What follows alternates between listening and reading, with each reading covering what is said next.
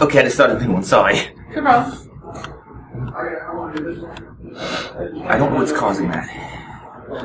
But it's irrelevant now.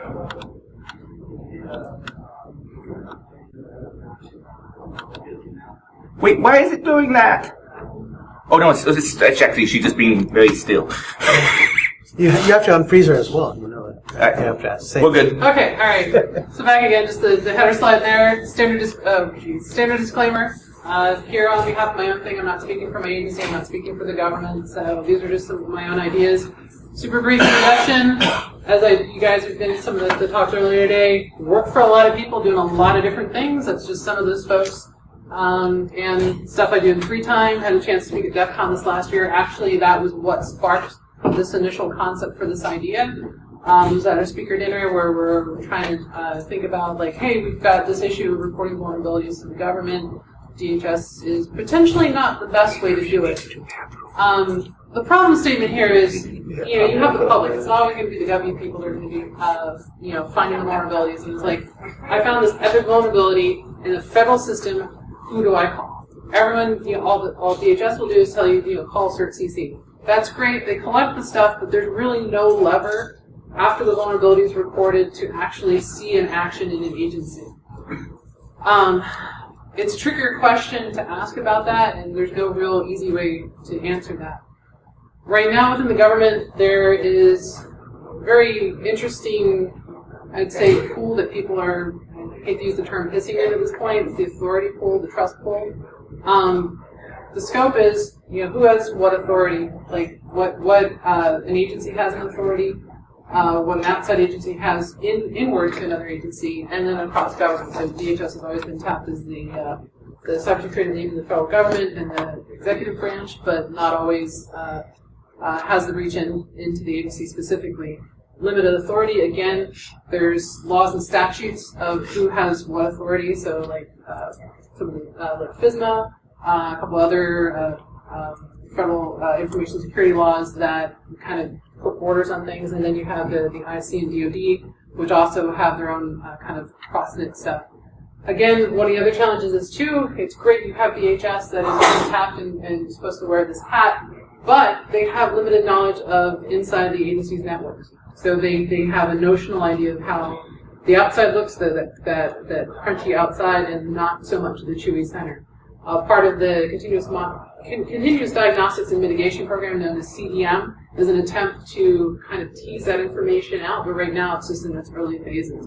And again, we talk about government, we're in a time of limited trust. Limited public trust of the government, as noticed with all the news and stuff, but also interagency trust. So to build those connections between, say, DOJ and our agency, just to exchange case information, go through this whole vetting process, let alone, agreeing that DHS is going to have a agreement with an agency that allows them to do scanning or any other kind of assistance that they want to have. And then limited communication. This is actually some of those things you learn once you've been in a federal agency for a while, that people don't talk to one another very well. You have a communication problem, as much as you guys may kind of grind about, my manager isn't listening to me, he's not understanding my point of view.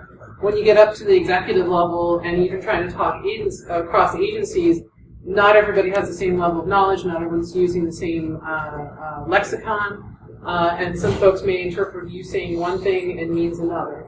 So that starts to exacerbate a lot of these problems, and specifically, as I mentioned before about vulnerability reporting, the case where one thing is a burning hot issue for one person is not necessarily for another, and how you kind of use your language and your ability and your authority and trust to get something to occur on the other end. So touching on the scope issue, so what's everybody's purview to handle? So with agencies, they're typically operational. So you have security operations, compliance, and policy. Policies are the ones that usually, how does my organization operate? Compliance is the stuff driven by FISMA, so if anyone's an auditor for a federal agency, you're drilled in, you're going to have these compensating controls, and if you find something bad, you write a POAM, and that gets put in the pile with all the other POAMs, and 7 years later you finally found out that you eventually fixed it, or you just give up. And then security operations, some of you may already work in the government security operations center, sometimes it's staffed by feds, sometimes it's staffed by contractors. getting that knowledge shared across federal leadership to the contracting companies sometimes is a challenge, and it just becomes a general mess to kind of handle. The other issue, too, is much with as you look at the structure of the federal government, each agency has a different scope. So I've worked with a bunch of different agencies. I've worked for Interior, where you're talking about natural resources. I work for Treasury, so it's your financial system. I'm currently working for HHS, which is in healthcare.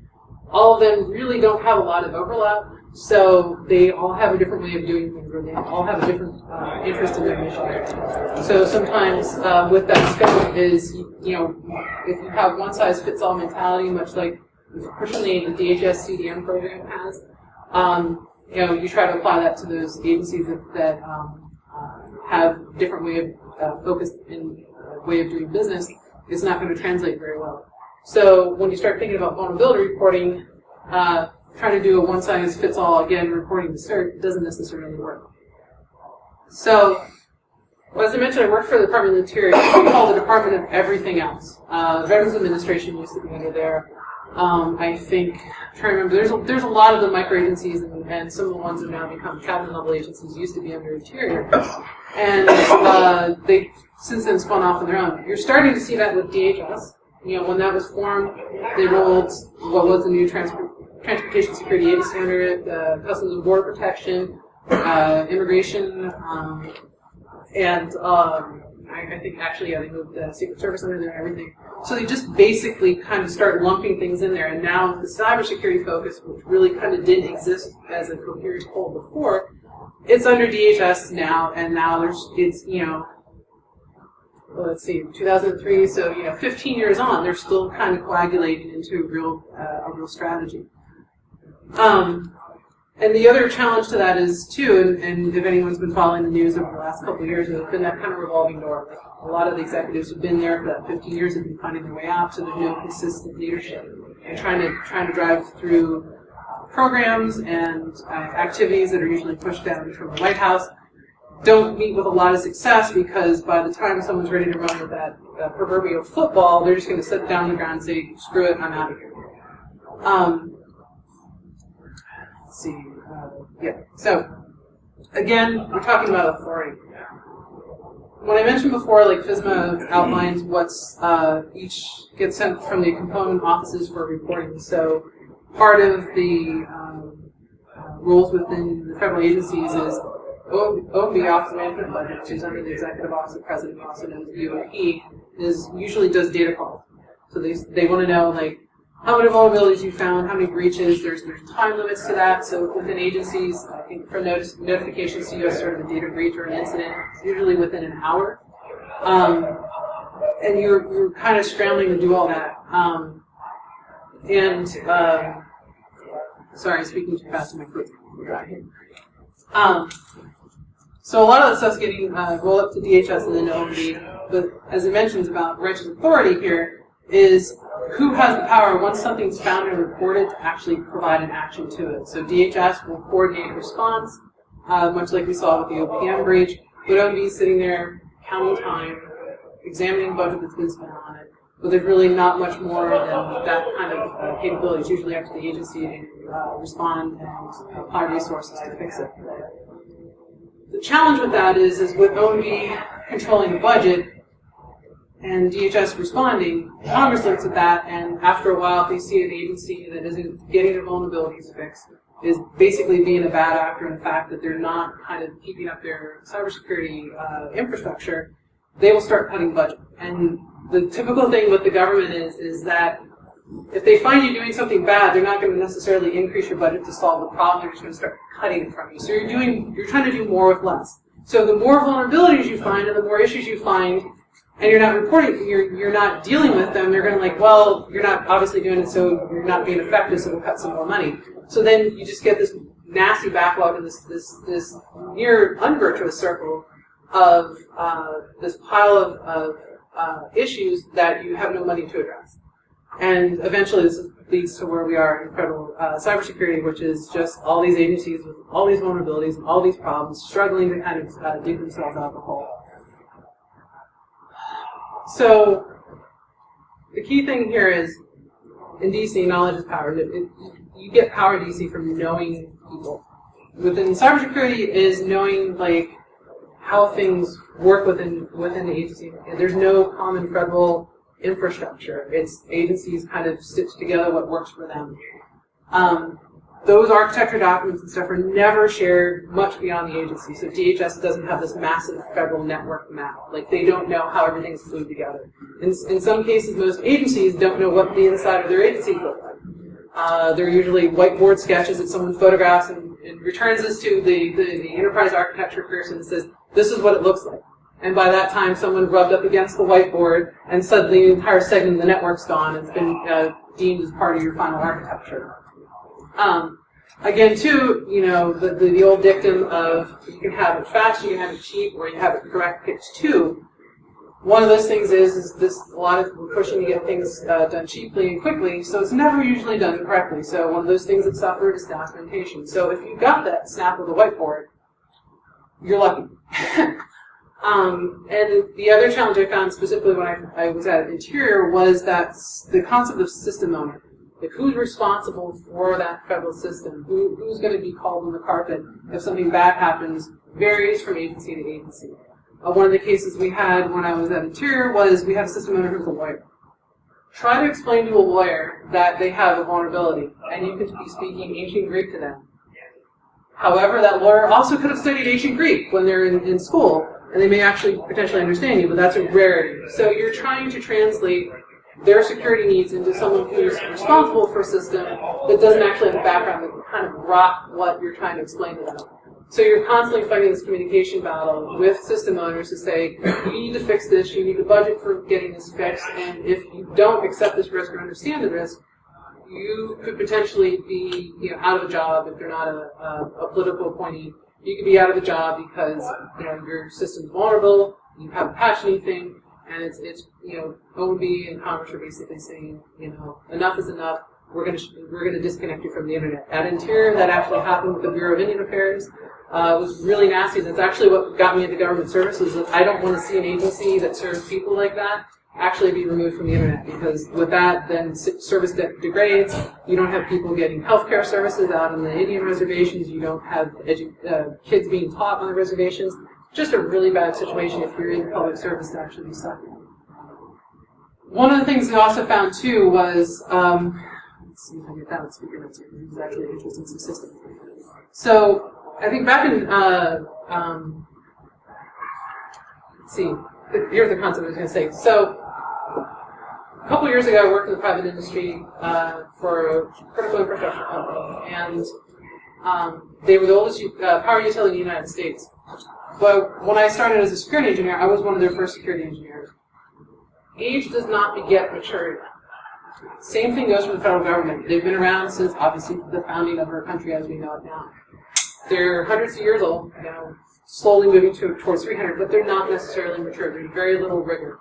So some folks practice the capability maturity model, CMMI. That's still somewhat a foreign concept with people because you haven't gotten to that rigor, that level of maturity. So those processes a lot of times are ad hoc. You have people aging out, retiring, and stuff like that. And sharing that knowledge is near non-existent at cases. Also, let's see. Next one here. So we talked before about, or I mentioned before about trust. One of the things that we're trying to see with now with the cybersecurity authority within granted the DHS is to say, hey, trust us. Like, we want to come in, we want to help you. We'll do hunt operations.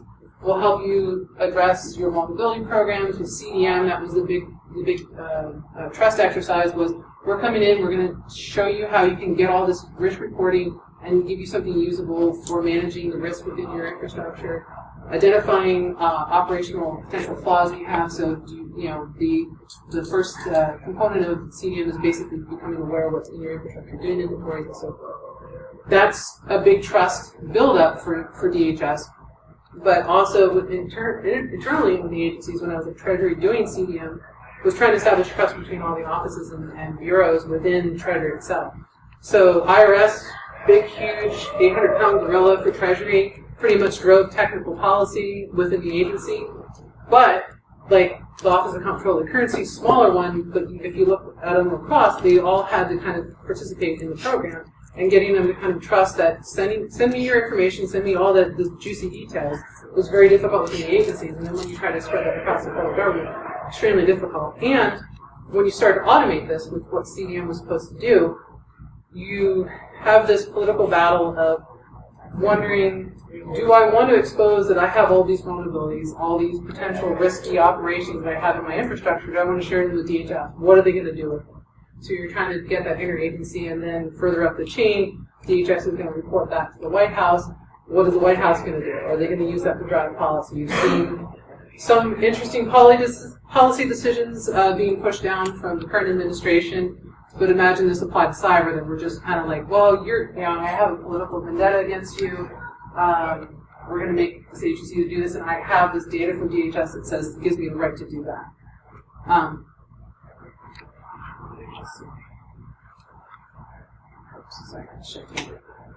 So, again, we were just talking about before too is communication issues.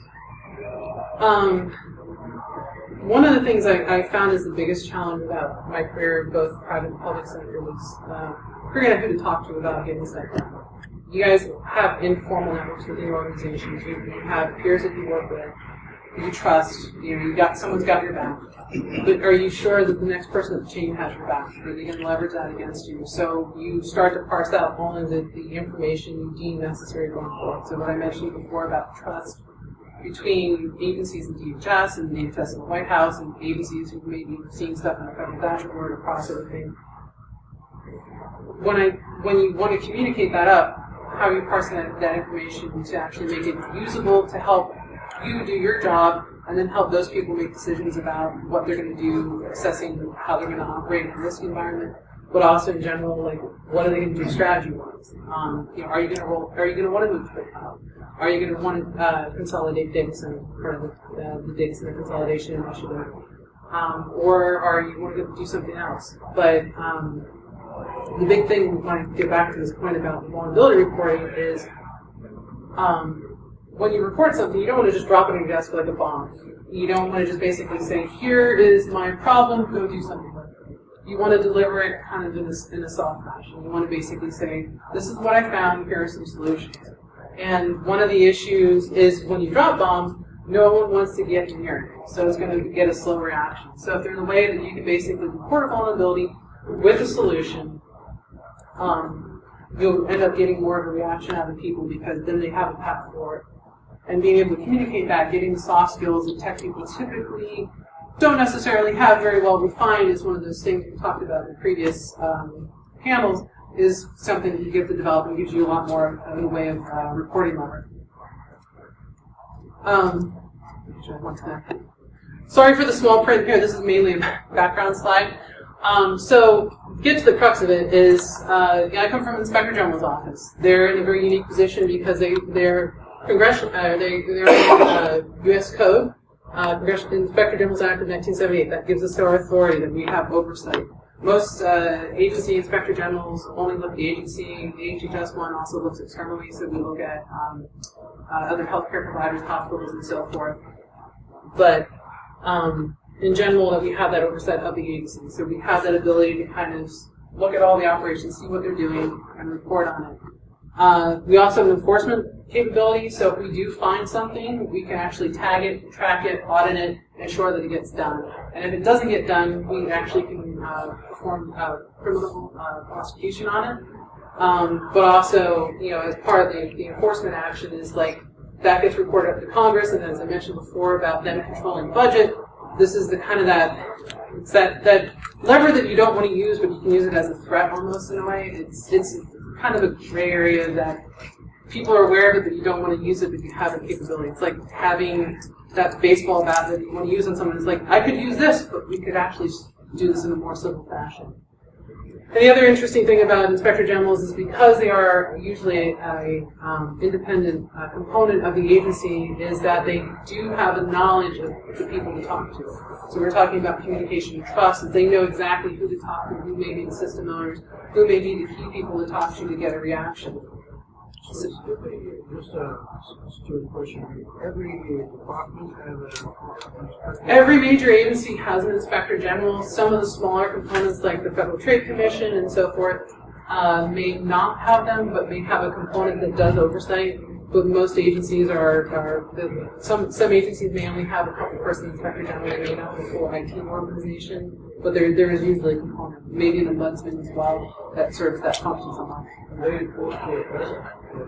No, usually most of the reporting for the Inspector General's offices either get reported to the agency head, but also concurrently to Congress or the White House on demand. We issue reports, so there are some that are based on kind of mission directives. We have our work plan of things that we're working on, like for us, it's the opioid epidemic, but others may have something else to do. Sort of, but let me get into that a little bit later. So we're talking about for vulnerability reporting. This seems like a really good lever. Hey, I've got enforcement, I've got oversight, and I have the ability to actually talk to people. So why not use the Inspector General's office to manage vulnerability reporting for federal agencies? Because, unlike DHS, you have the ability to, once a vulnerability is reported, it gets tracked. If you use the whistleblower hotline, most agency inspector generals have a whistleblower hotline or email address or reporting form, and you can throw that in there. It gets audited, tracked, and logged. And since that gets assessed, we can bring all that data in and start coordinating. If you see a bunch of vulnerabilities on a particular system, we can actually get something done. And unlike CERT or DHS, it's like you have that kind of micro view from macro level. You look across the agency, but we can also kind of focus specifically on that data. And we can start to see kind of clusters and stuff. And because of that authority and communication building within the agencies, we have the ability to get things done like that. Right now, it's not necessarily being done. We do audits, but it's only what we find. We're not getting a chance to get folks from the outside. So many people are familiar with some of the bug bounty programs like DoD has had. And I think GSA's had one, and some other agencies have done it before. That's great, but it's usually a limited scope. Sometimes a citizen will triple cross a government service and find a vulnerability just using, say, like DHS's immigration form. And how do you report a bug? You can report here, but there's no kind of follow-up method for that usually. There's no trackability. So using an IG and the whistleblower framework would actually work in that case. So thinking about next steps, if you really want to kind of engage a little bit later, this could have been a 50-minute talk. That's why I'm kind of rushing through a lot of this stuff, so that's why I'm kind of trying to collect my thoughts properly. Engage in forums where they start talking about vulnerability reporting. So conferences such as this, like I mentioned to some friends out in the hall, the reason this got started was due to a dinner conversation among speakers at DEF CON. So this is literally just kind of fomenting the thoughts together.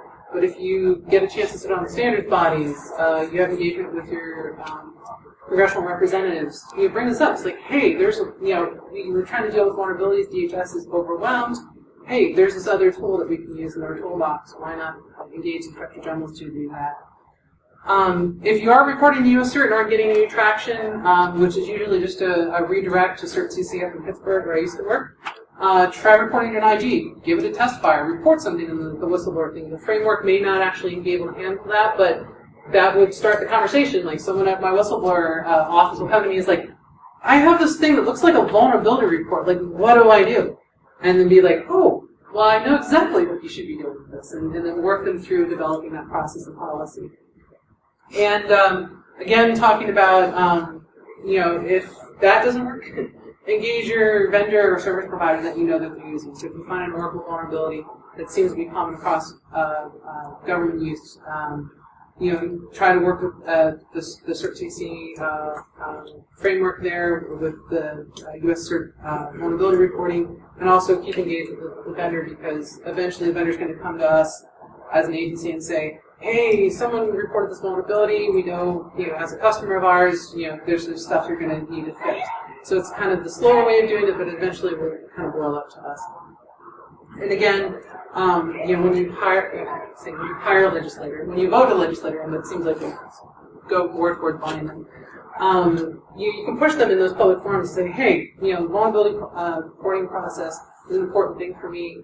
Can you do something about it? And really try to kind of drive that point home. You start at that, well, then they start developing a policy and a way forward. Final note here. I know I tease everybody with the vulnerabilities equities process. The caveat, the tie into this one is you report a new vulnerability. There's no guarantee when you report it to DHS that it's not going to get turned around to the intelligence community or anybody else and then stockpiled. This may kind of take that out of that realm a little bit. So it kind of keeps the government a little bit more honest because while we were a law enforcement component, most of the time the folks stocking the whistleblower hotline are not law enforcement, they're not intelligence community people, so there's a greater chance of your average IT person getting a chance to eyeball that before someone's going to go and stockpile it. So the idea of the vulnerabilities equities process of being transparent, it kind of opens up the transparency of like kind of removing the covers that typically some of the vulnerability reporting framework currently has in place. Again, like I said, if you don't want your vulnerabilities being used as weapons, that's another route for that as well. If you have a question about reporting how it's being handled, do submit to CertCC. They've been doing this since 1988, handling the liaison between the vendors and the researchers and the government. I've worked with those guys. They're top-notch folks. They're honest. They have it in their heart to basically solve the technology issue. They don't deal with politics. They just want to make sure that we're safe. So at the very last, if you feel icky about reporting stuff to the government, report directly to them. It's kind of basically the best way because they've had a lot of skin in the game. Other than that, thank you very much. And I think we've got 2 minutes for